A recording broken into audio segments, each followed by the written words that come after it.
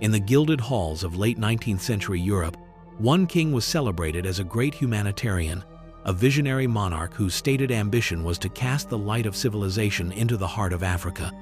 That man was Leopold II of Belgium, and his light was a lie, a philanthropic mask for a private venture of unparalleled sadism.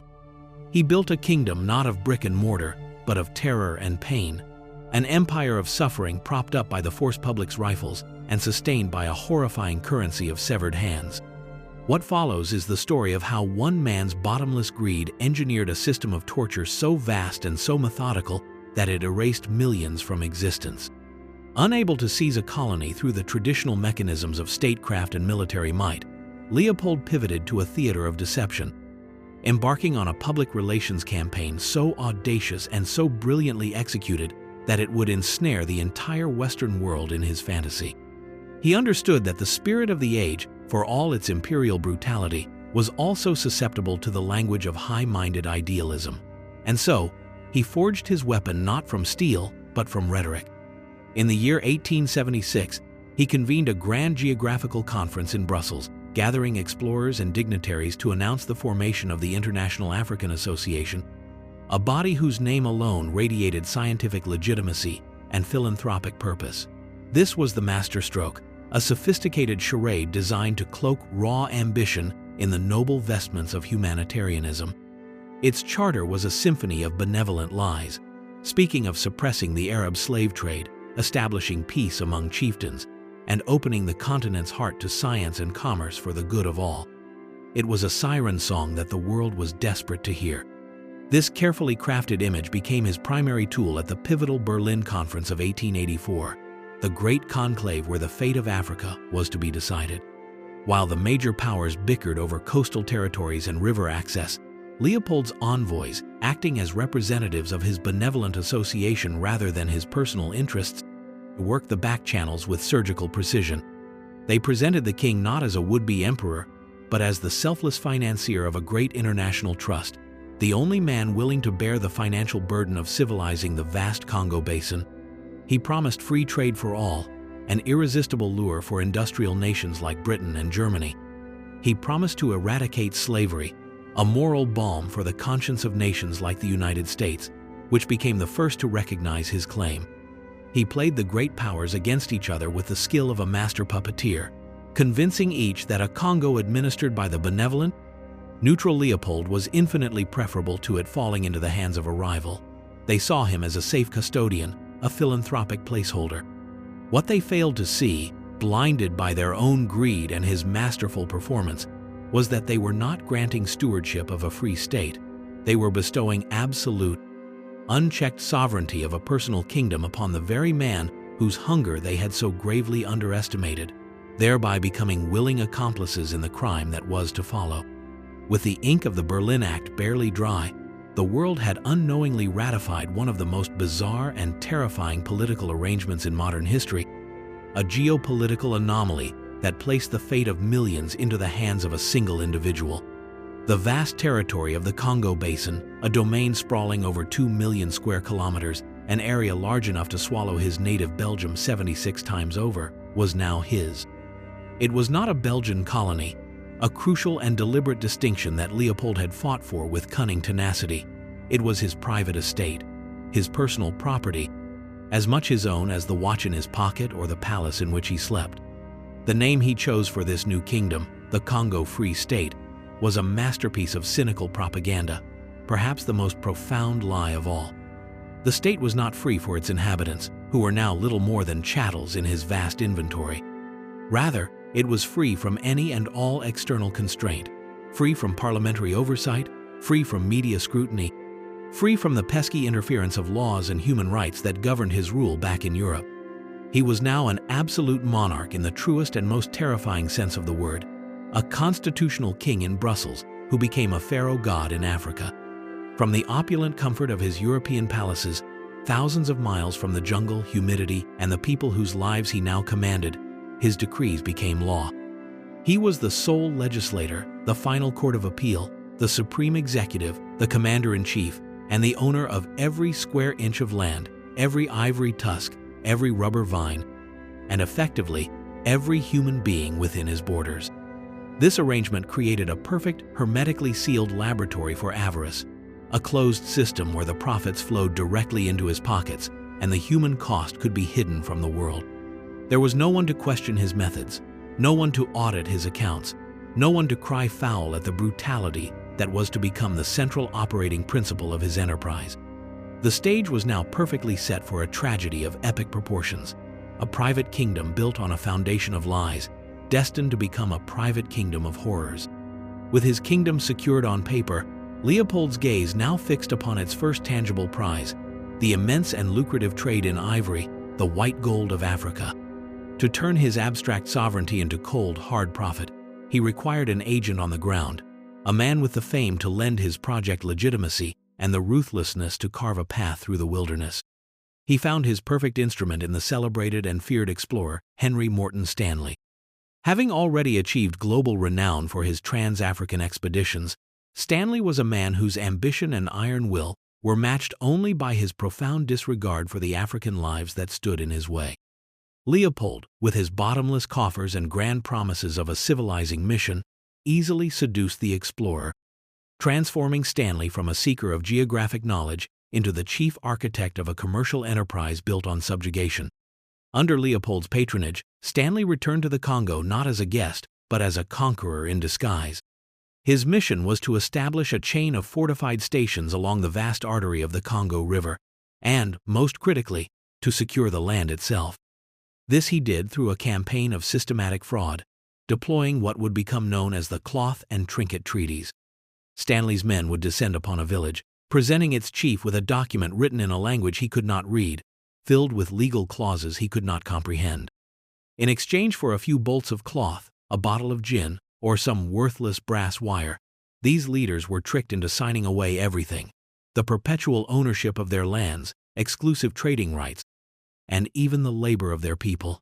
Over 450 such treaties were extracted through this mixture of intimidation and legerdemain, forming the fraudulent legal bedrock of Leopold's state.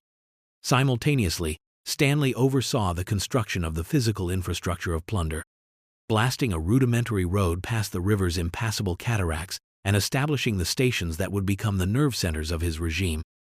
This was not the work of progress. It was the forging of a cage, with every mile of road a future pathway for soldiers and every new post a future garrison for the terror that was to come. The initial quest for ivory, brutal as it was, served as the dress rehearsal for a far greater horror, establishing the methods of coercion and building the very framework of control that would soon be repurposed for the industrial-scale atrocities of the red rubber system. While the brutal extraction of ivory had successfully primed the engine of Leopold's enterprise, it was a seemingly unrelated invention in a Belfast workshop that would pour gasoline on the fire, transforming the Congo from a site of primitive plunder into a crucible of industrial-scale atrocity. In the year 1888, a veterinarian named John Boyd Dunlop developed the first practical pneumatic tire, a simple air-filled rubber tube that revolutionized transportation. Suddenly, the bone-jarring bicycles of the era became comfortable, efficient machines, sparking a global craze. This was swiftly followed by the dawn of the automobile, another invention utterly dependent on rubber for its tires, hoses, and seals. An insatiable, voracious, and global demand for rubber exploded overnight. Factories in Europe and America, humming with the energy of the new century, clamored for this miraculous elastic commodity, and prices soared to unprecedented heights. For King Leopold, this news was akin to a divine revelation. He watched from Brussels as his personal kingdom, a land he had acquired for its ivory, was suddenly revealed to be sitting atop a veritable green ocean of what was now the world's most precious agricultural resource. The forests of the Congo were choked with wild rubber vines, Landolphia owariensis, a natural treasure chest whose value now dwarfed the ivory trade beyond his wildest dreams. A profound shift occurred in the king's calculus of exploitation. Ivory was a finite prize, taken from a slain elephant in a single violent transaction. Rubber was a harvest. It required a constant, grueling, and unending supply of labor to slash the thick vines, collect the sticky, slow-dripping latex, and process it for shipment. The Congolese people had no use for this arduous work. no reason to abandon their own sustenance farming to serve a distant king's foreign markets. Leopold realized with chilling clarity that to meet the world's ravenous demand and capitalize on this staggering windfall, he could not simply trick or intimidate the population, he would have to enslave it entirely. The relatively disorganized brutality of the ivory era was no longer sufficient. A new, more terrifying system would be needed, a machine of human coercion designed to wring every last drop of latex from the forest, no matter the human cost. The age of red rubber was about to begin. To execute a campaign of total economic subjugation, an army unlike any other was required, and so Leopold created his perfect instrument of terror, the force publique. This was not an army in any conventional sense. It had no foreign enemy to fight, no borders to defend. Its name, like the state it served, was a cruel joke, for its sole purpose was to wage a relentless internal war against the very people of the Congo, to bend them to the singular economic will of its distant king. The leadership of this force was a motley collection of white men drawn from the fringes of European society, disgraced military officers, thrill-seeking adventurers, and ruthless mercenaries from Belgium, Scandinavia, and beyond, men lured to the jungle by the promise of unfettered authority and the chance to accumulate wealth far beyond their station. They were the cold, calculating head of the serpent. But the true diabolical genius of the force publique lay in the composition of its body. The rank-and-file soldiers, the ones who would carry out the burnings, the whippings, and the killings, were the Congolese themselves. They were victims turned into perpetrators, severed from their own communities through forcible conscription, captured in raids, or sometimes recruited as young boys from orphanages filled with the children of those the regime had already killed. These recruits were subjected to a process of brutalization designed to erase their former identities, beaten and disciplined until their loyalty belonged not to their village or their kin, but to the white officer who commanded them and the state that armed them. Armed with modern breech-loading rifles and the chicotea vicious whip of hippopotamus hide that could flay a man's skin from his back, this army became a force of pure oppression. Its mission was simple: to march into any village that failed to meet its rubber quota and to inflict a punishment so terrible that it would serve as a lesson to all others. The creation of the force publique was Leopold's ultimate solution to the labor problem, a self-sustaining cycle of violence where the oppressed were forged into the tools of their own oppression, and a private army for a private king, ready to unleash a private holocaust. With its army of terror now in place, the regime implemented the central mechanism of its new rubber-fueled economy, a system of extraction whose genius lay in its diabolical simplicity. It was known as the quota system, a mandate for suffering delivered not by chaotic violence, but by the cold, inexorable logic of a balance sheet. The process was brutally efficient and endlessly repeatable. An agent of the state or one of the private concession companies to whom Leopold leased vast territories would arrive at a village, flanked by the menacing presence of his force publique escorts. He would assemble the village elders and, without negotiation or appeal, inform them of their new obligation to the state. The demand was always for a specific quantity of wild rubber, a weight calculated not by what a village could reasonably produce, but by what the state demanded in its insatiable hunger for profit. These quotas were intentionally set at impossible levels, designed to push the community to the absolute breaking point and beyond, ensuring that every waking moment would be consumed by the frantic, desperate scramble to meet the target. The men of the village, once farmers, hunters, and fishermen, were now transformed into full-time rubber slaves, forced to abandon the fields and the river that sustained their families. They would have to march for days into the deepest, most dangerous parts of the jungle, spending weeks at a time engaged in the arduous and unfamiliar labor of finding the precious vines, slashing them open, and collecting the slow, sticky drip of latex. The system was a perfect engine of despair, intentionally designed for failure. For Leopold and his agents, a village that met its quota was a sign that the quota was too low. The true purpose was not simply to gather rubber, but to create a permanent state of debt and fear, where the failure to meet an impossible demand served as the legal pretext for the horrific punishment that was always the ultimate tool of enforcement.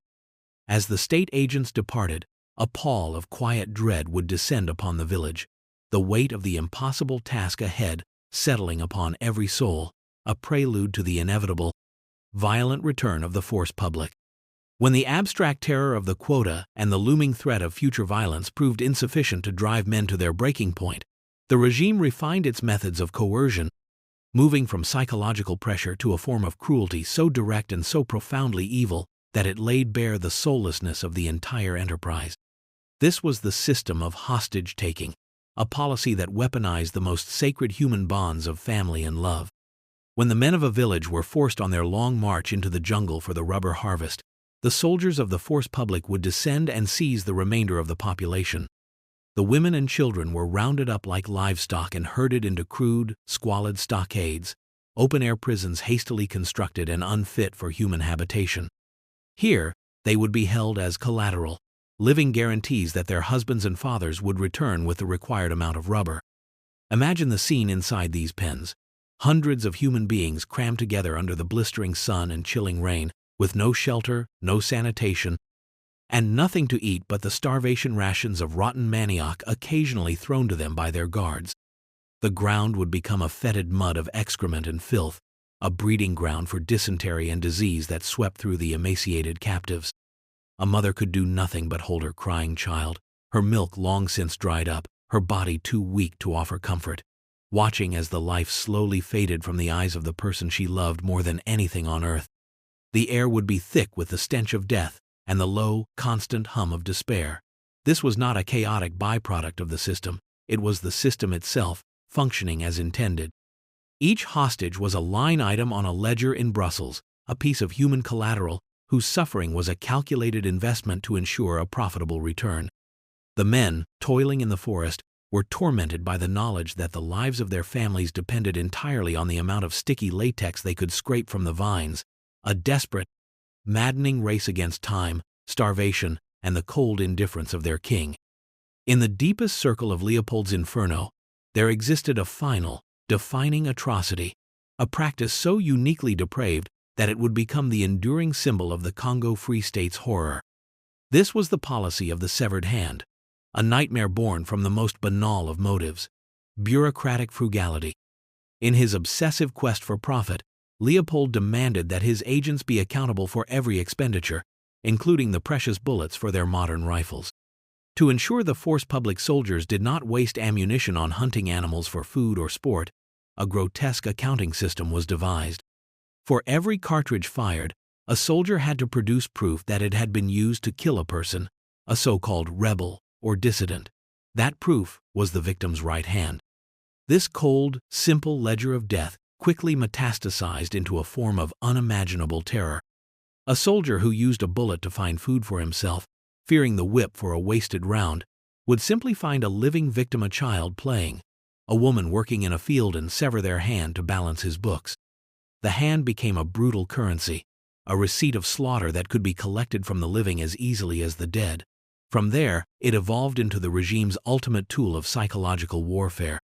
Punitive expeditions sent to punish villages for failing to meet their rubber quota would end not just in massacre, but in mass mutilation, with soldiers hacking off the hands of men, women, and children indiscriminately.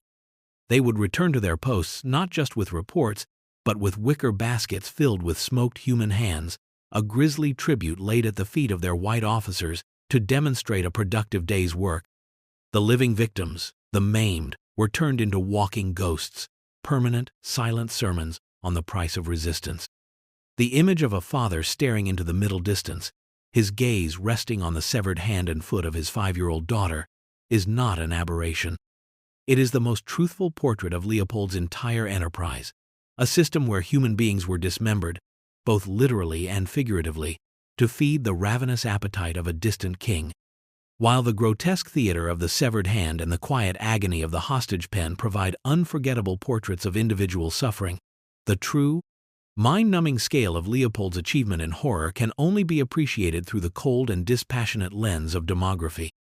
The story of the Congo Free State is ultimately a story of numbers, a brutal arithmetic of erasure that chills the soul far more than any single atrocity.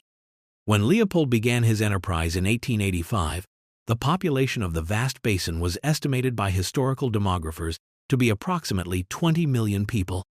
When he was finally forced to relinquish his private kingdom in 1908, that population had been reduced to an estimated 10 million.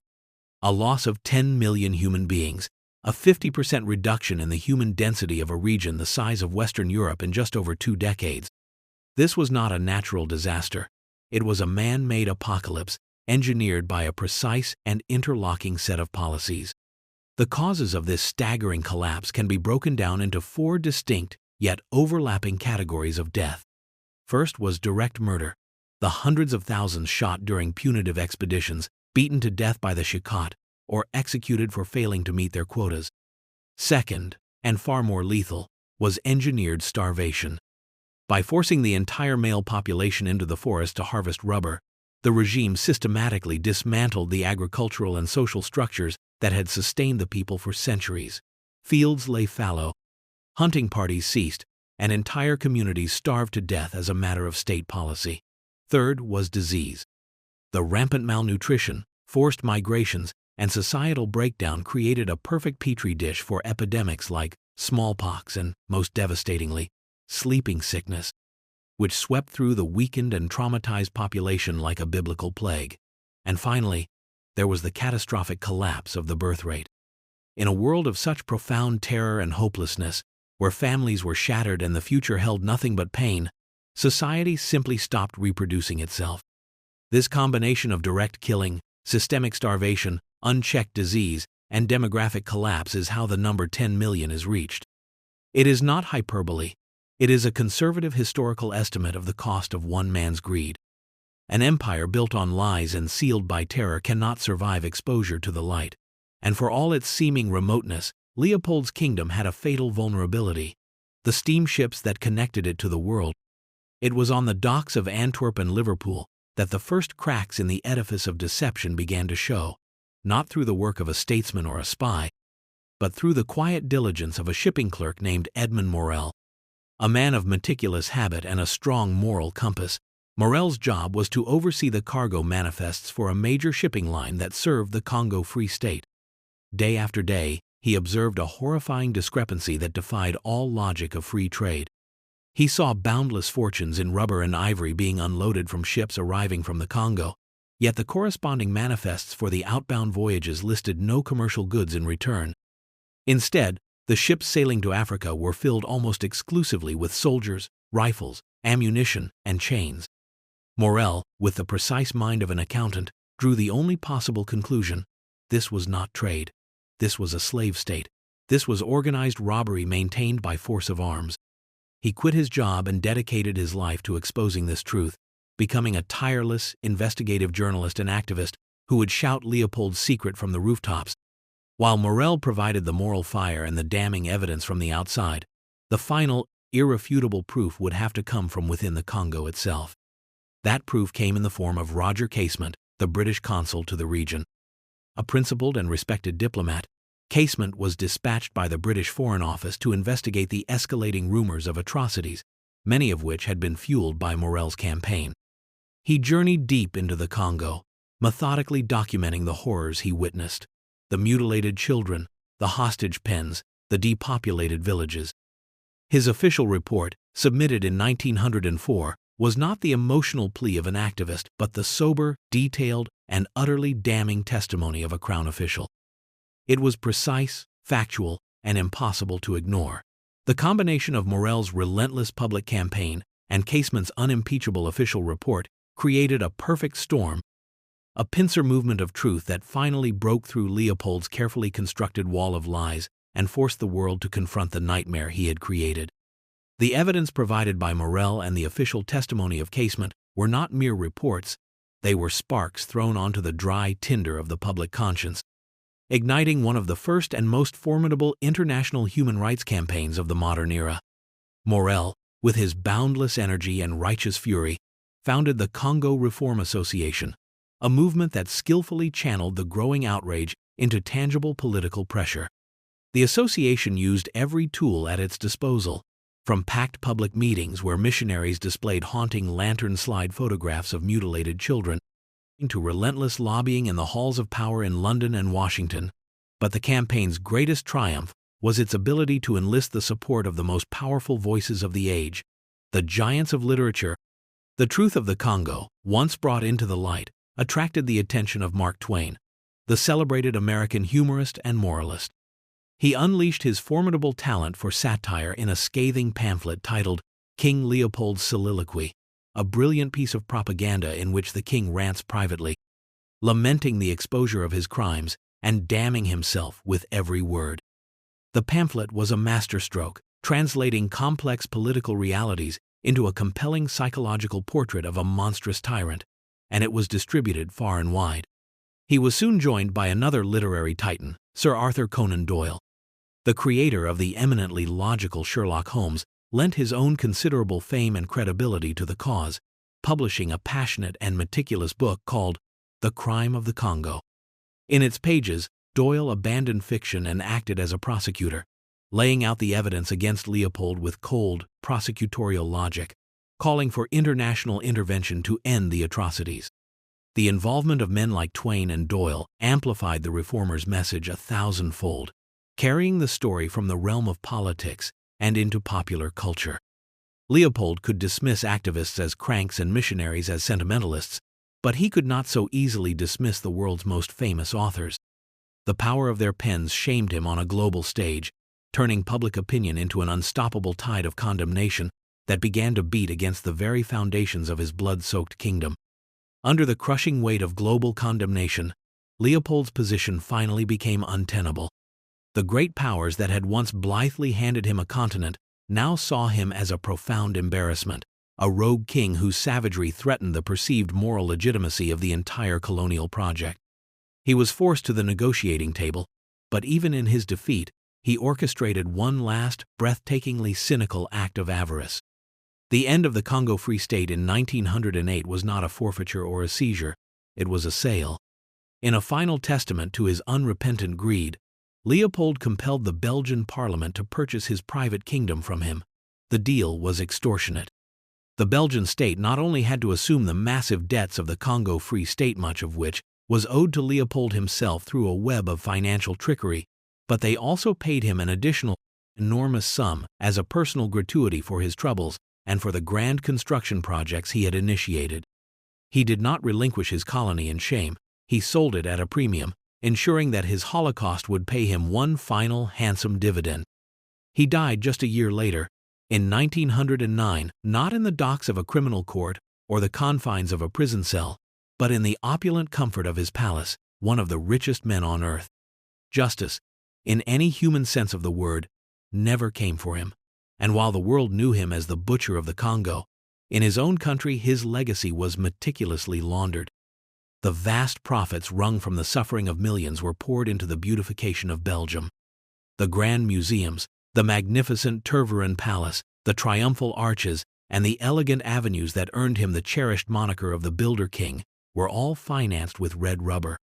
His crimes were not just unpunished, they were immortalized in stone and marble, a glittering architectural legacy built upon a foundation of 10 million Congolese dead, the ultimate, enduring monument to a crime without a punishment. The formal end of the Congo Free State in 1908 did not close the book on this horrific chapter of history. It merely ended the first volume. The true legacy of King Leopold II is a haunting tale of two vastly different memories, a testament to the selective amnesia of the powerful and the enduring trauma of the powerless.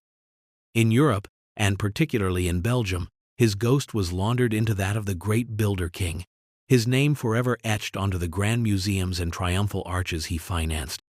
His statues remained, venerated symbols of national pride, his crimes conveniently forgotten, excised from the national curriculum and relegated to a footnote of colonial excess.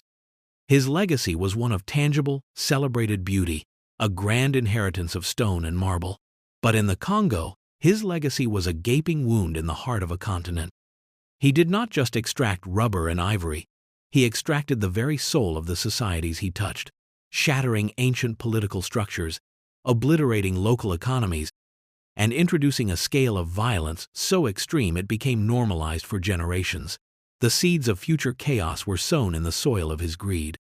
The arbitrary violence, the destruction of local leadership, and the establishment of a state built solely for kleptocratic plunder created a poisoned inheritance that would directly fuel the political instability, the civil wars, and the brutal dictatorship of Mobutu Sese Seko in the subsequent century. The lasting scar is the understanding that the Congo's troubled present is inextricably linked to the horrors of its past. The ghosts of the 10 million dead do not rest easy. They haunt the elegant avenues of Brussels, they linger in the mines of Katanga, and they whisper a timeless, chilling lesson about the nature of unchecked power, the price of greed, and the way history, when it is not honestly confronted, has a terrible habit of never truly being over. Under the crushing weight of global condemnation, Leopold's position finally became untenable. The great powers that had once blithely handed him a continent now saw him as a profound embarrassment, a rogue king whose savagery threatened the perceived moral legitimacy of the entire colonial project. He was forced to the negotiating table, but even in his defeat, he orchestrated one last, breathtakingly cynical act of avarice. The end of the Congo Free State in 1908 was not a forfeiture or a seizure, it was a sale. In a final testament to his unrepentant greed, Leopold compelled the Belgian parliament to purchase his private kingdom from him. The deal was extortionate. The Belgian state not only had to assume the massive debts of the Congo Free State, much of which was owed to Leopold himself through a web of financial trickery, but they also paid him an additional enormous sum as a personal gratuity for his troubles and for the grand construction projects he had initiated. He did not relinquish his colony in shame. He sold it at a premium, ensuring that his Holocaust would pay him one final, handsome dividend. He died just a year later, in 1909, not in the docks of a criminal court or the confines of a prison cell, but in the opulent comfort of his palace, one of the richest men on earth. Justice, in any human sense of the word, never came for him, and while the world knew him as the butcher of the Congo, in his own country his legacy was meticulously laundered. The vast profits wrung from the suffering of millions were poured into the beautification of Belgium. The grand museums, the magnificent Tervuren Palace, the triumphal arches, and the elegant avenues that earned him the cherished moniker of the Builder King were all financed with red rubber. His crimes were not just unpunished, they were immortalized in stone and marble, a glittering architectural legacy built upon a foundation of 10 million Congolese dead, the ultimate, enduring monument to a crime without a punishment. The formal end of the Congo Free State in 1908 did not close the book on this horrific chapter of history. It merely ended the first volume, leaving behind a lasting scar that would fester for more than a century. The true legacy of King Leopold II is a haunting tale of two vastly different memories, a testament to the selective amnesia of the powerful and the enduring trauma of the powerless. In Europe, and particularly in Belgium, his ghost was laundered into that of a celebrated builder, a great modernizer whose name was etched onto the grand museums and triumphal arches he financed with his African fortune. His crimes were conveniently forgotten, excised from the national curriculum and relegated to a footnote of colonial excess, his statues remaining as venerated symbols of a glorious past. But in the Congo, his legacy was a gaping wound in the heart of a continent, a memory not of stone and marble, but of ghosts and absences. There, he was remembered as a genocidal tyrant, an architect of a terror that not only killed millions but also shattered societies, destroyed political structures, and obliterated economies. The brutality and plunder of his regime created a poisoned inheritance, a political DNA of violence and kleptocracy that would define the nation for the next 100 years. The subsequent century of war, poverty, and instability can be traced directly back to the foundations he laid. The chaos he unleashed became the soil in which future dictators would grow and future conflicts would erupt. This long shadow of history leaves us with a somber, philosophical question about the nature of justice and memory. While Leopold himself escaped any legal reckoning, the historical verdict is damning. His story serves as a chilling reminder that the accounts of history are eventually balanced, that monuments can lie, and that the ghosts of crimes of such magnitude are never truly laid to rest, continuing to haunt the present and demand a reckoning that is long overdue.